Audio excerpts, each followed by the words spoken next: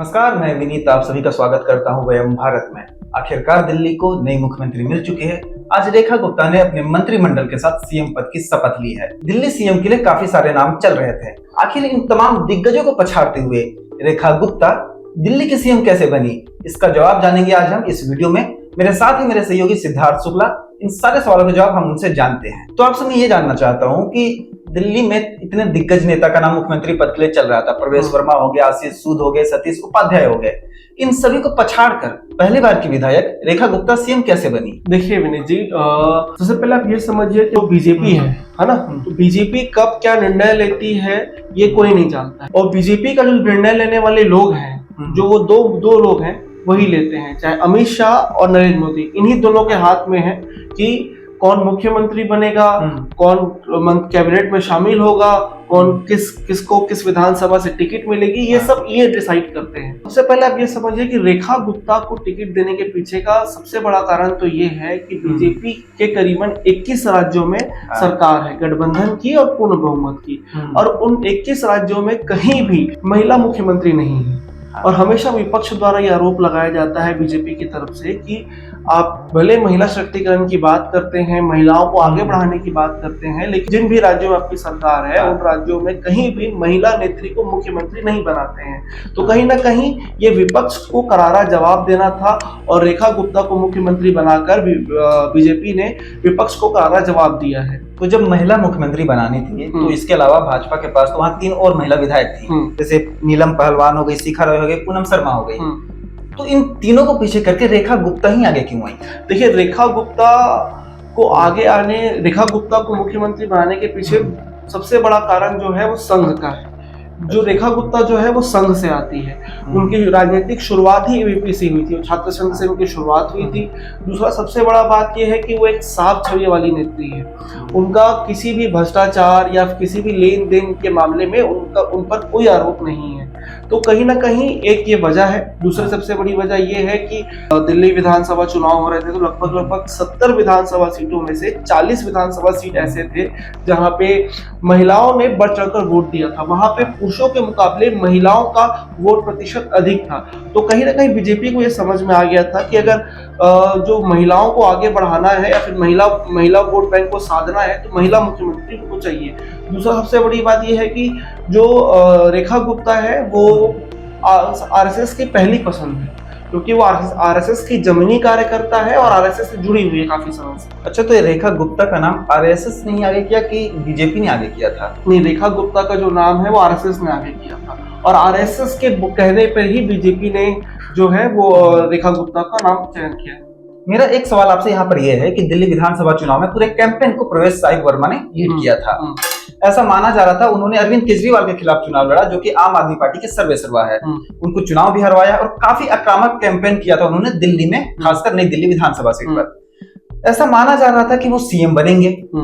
आखिर वो इस रेस में कहां पर पिछड़ गए? उन्हें सीएम क्यों नहीं बनाया गया? देखिए, पहली बात तो प्रवेश वर्मा को ये बोलना कि प्रवेश वर्मा ने अरविंद केजरीवाल को हराया है, ये गलत है।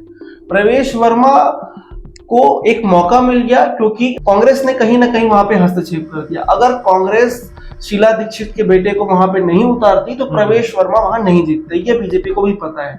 दूसरी बात, आपका कहना जो था वो बिल्कुल सही है कि प्रवेश वर्मा जो है वो पूरे करता धरता थे इस कैंपेन के। लेकिन आप ये बात भी समझिए कि बीजेपी पर काफी समय से, देखिए, बीजेपी को जो जाना जाता है वो इस नाम से जाना जाता है कि वहां पे परिवारवाद नहीं है, लेकिन काफी समय से बीजेपी पर परिवारवाद के आरोप लग रहे हैं, चाहे वो बांसुरी स्वराज को लेकर हो, चाहे वो अमित शाह के बेटे शाह को लेकर हो। तो कहीं ना कहीं बीजेपी प्रवेश वर्मा को, आप जानते हैं कि प्रवेश वर्मा के पिता जो थे वो पहले ही राजनीति में मुख्यमंत्री रह चुके हैं। तो कहीं ना कहीं बीजेपी इस परिवारवाद के दाग से बचना चाहती थी, इसलिए वो प्रवेश वर्मा को टिकट नहीं। अब आपने यहाँ परिवारवाद का जिक्र किया है, तो मेरा सवाल ये है कि दिल्ली में जाट समुदाय एक बड़ा समुदाय है और इस चुनाव में जाट समुदाय ने भाजपा को वोट दिया है। तो कहीं ये रेखा गुप्ता को जो सीएम बनाया गया है, जाट समुदाय को नजरअंदाज किया गया है, तो इसके पीछे क्या जातिगत समीकरण है? देखिए, जाट समुदाय तो पहले से ही बीजेपी का कोर वोटर रहा है। हाँ। लेकिन अगर आपको ध्यान होगा कि बीजेपी की शुरुआत जब हुई थी तो बीजेपी को कहा जाता था बनिया की पार्टी। हाँ। ये बनियों की पार्टी कहा जाता था। तो बीजेपी को उभारने में कहीं ना कहीं वैश्य समुदाय का बहुत बड़ा हाथ रहा है। और जो रेखा गुप्ता है वो वैश्य समुदाय से आती है, पहली बात। दूसरी बात, अरविंद केजरीवाल जो है वो खुद वैश्य समुदाय से आते हैं। तो कहीं ना कहीं वैश्य समुदाय को साधने के लिए रेखा गुप्ता को टिकट दिया गया है। हालांकि वैश्य समुदाय का अगर वोट प्रतिशत की बात, अगर जनसंख्या की बात करें तो दिल्ली में वैश्य समुदाय की जनसंख्या लगभग 8% है। लेकिन फिर भी वैश्य समुदाय को साधना और वैश्य समुदाय को अपनी ओर वापस लेके आना ये बीजेपी का मकसद था और बीजेपी ने वो किया है। तो क्या जब अरविंद केजरीवाल सीएम बने थे वो भी वैश्य समुदाय से आते थे? बिल्कुल। तो ये वैश्य वोट बैंक बीजेपी से छिटक गया था? बिल्कुल। वैश्य देखिए, पहले आपको बता रहा हूँ कि जैसे वैश्य समुदाय को ले आप जो जैसे मैंने शुरुआत की, मैंने आपको कहा कि बीजेपी को बनियों की पार्टी कहा जाता था। उसके बाद धीरे धीरे जब अटल बिहारी वाजपेयी आए, अडवाणी आए, नरेंद्र मोदी आए, इन सब के बाद ना धीरे धीरे जब भाजपा को समझ में आया कि सिर्फ एक जाति के वोट बैंक के बदौलत वो राजनीति नहीं कर सकती, तो उन्होंने कहीं ना कहीं ओबीसी की ओर झुका हुआ, फिर दलित, तो कहीं ना कहीं जो वैश्य समुदाय था वो उनसे खासा नाराज दिख रहा था। तो वैश्य समुदाय को साधने के लिए जो बीजेपी ने वैश्य समुदाय के ही एक उम्मीदवार को टिकट दिया। और बीजेपी के लिए ये आपको बता रहा हूँ, बीजेपी ये पहले से डिसाइड करके रखी थी कि रेखा गुप्ता मुख्यमंत्री बनेगी। ऐसा नहीं हुआ कि विधायक दल की बैठक हुई है और बहुत कुछ निर्णय लेने के बाद रेखा गुप्ता को मुख्यमंत्री बनाया गया, ऐसा बिल्कुल नहीं है। रेखा गुप्ता मुख्यमंत्री बनेगी ये पहले से डिसाइड था, इसीलिए उन्हें ऐसे विधानसभा सीट दी गई जहां से वो जितना बहुत आसान था उनका। आपने जो शुरुआत में क्वेश्चन पूछा था कि रेखा गुप्ता को ही क्यों बनाया गया, तो आप अगर दिल्ली का जब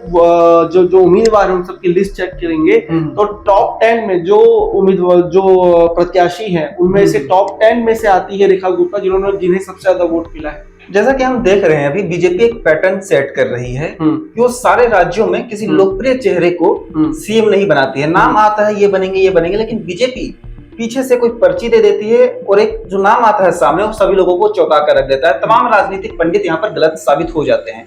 बीजेपी की ये रणनीति क्या है, इसे समझाइए। देखिए, आपका जो सवाल है उसका जवाब ये है कि बीजेपी जो है अब वो जमीनी स्तर के कार्यकर्ताओं को आगे बढ़ाना चाहती है। इसका उदाहरण आप मध्य प्रदेश से ले सकते हैं, छत्तीसगढ़ से ले सकते हैं, राजस्थान से ले सकते हैं। देखिए, अगर बीजेपी चाहती तो मध्य प्रदेश में किसी बड़े चेहरे को बना सकती थी मुख्यमंत्री, राजस्थान में किसी बड़े चेहरे को बना सकती थी, छत्तीसगढ़ में किसी बड़े चेहरे को बना सकती थी। लेकिन वहां जितने भी नेता बने हैं वो शुरुआती दौर पे छोटे कार्यकर्ता हैं, कोई बहुत बड़े स्टार प्रचारक नहीं है। यहाँ तक कि छत्तीसगढ़ में कैबिनेट में जब जगह मिली है तो जितने भी मंत्री जो कैबिनेट में बने हैं वो सब नए हैं, वो सब नए लोग हैं और बहुत लोग तो पहली बार के विधायक हैं। तो आप देखिए कि जमीनी स्तर के कार्यकर्ताओं को बीजेपी आगे बढ़ा रही है। कहीं ना कहीं ये इसका बड़ा फैक्टर है। जैसे जब बृजमोहन अग्रवाल को कैबिनेट मंत्री बनाया गया तो उन्हें शिक्षा विभाग दिया गया, लेकिन उसको कहीं ना कहीं साइड करने के लिए उन्हें लोकसभा भेजा गया और लोकसभा के बाद उन्हें सिर्फ एक सांसद बना के नॉर्मली जिम्मेदारी दे दी गई। और जब छत्तीसगढ़ से किसी सांसद का नाम आया चयन का तो किसे बनाया गया? तोखन साहू, जबकि तोखन साहू नए चेहरे थे राजनीति में, कोई बहुत पुराना चेहरा नहीं था या फिर लोग उसे बहुत जानते नहीं थे। बिलासपुर से ज्यादा उन्हें कोई नहीं जानता था अगर देखा जाए तो कहीं ना कहीं जमीनी स्तर के कार्यकर्ताओं को आगे बढ़ाना ये बीजेपी का प्लान है। इसीलिए बीजेपी अपने हर राज्य में किसी नए चेहरे को उभारने पे लगी हुई है। और महाराष्ट्र में अगर आप देखें, अगर महाराष्ट्र में अगर बीजेपी का पूर्ण बहुमत आता तो हो सकता कि महाराष्ट्र में इस तरह का फेरबदल हो सकता था। लेकिन महाराष्ट्र में देवेंद्र फडणवीस जो थे वो एक बहुत बड़ा चेहरा था और देवेंद्र फडणवीस ने वाकई में शुरुआती लेवल से बहुत प्रयास किया है, चाहे वो शिवसेना को तोड़ने की बात हो, चाहे वो एनसीपी को तोड़ने की बात हो, चाहे इन दोनों पार्टी को तोड़ने के बाद एकनाथ शिंदे अजित पवार वाले एनसीपी को संभालने की बात हो। इन सब पे जो है देवेंद्र फडणवीस का बहुत बड़ा योगदान था, इसलिए देवेंद्र फडणवीस को मुख्यमंत्री बनाया गया। और वो आरएसएस की भी पसंद और ऊपर से वो आरएसएस की पसंद है। बीजेपी जो है वो सिर्फ एक बीजेपी का जो आदेश है, बीजेपी सिर्फ केवल अपने पार्टी के दो शीर्ष नेताओं पे आदेश पे नहीं चलती है। बीजेपी के निर्णयों में आरएसएस का बहुत बड़ा भूमिका होता है। इसी वजह से जो है अब आरएसएस का ही ये कहना है कि अब नए लोगों को जो है पार्टी में लाना है और नए लोगों को मौका देना है, उनके पुराने लोगों को अब हटाना है। इसीलिए पार्टी लगातार पुराने चेहरों को हटा रही है और नए लोगों को ला रही है। कहीं ना कहीं रेखा गुप्ता भी इसकी बड़ी वजह है। तो ये तमाम फैक्टर हैं जिनकी वजह से दिल्ली भाजपा के तमाम दिग्गज नेता, चाहे वो प्रवेश वर्मा हो, आशीष सूद हो या सतीश उपाध्याय हो, इन लोग पीछे हो गए और पहली बार की विधायक रेखा गुप्ता सीएम बन गई। इसी तरह की तमाम लेटेस्ट अपडेट्स के लिए, लेटेस्ट खबरों के लिए वयम भारत के यूट्यूब चैनल को सब्सक्राइब कर लीजिए। धन्यवाद।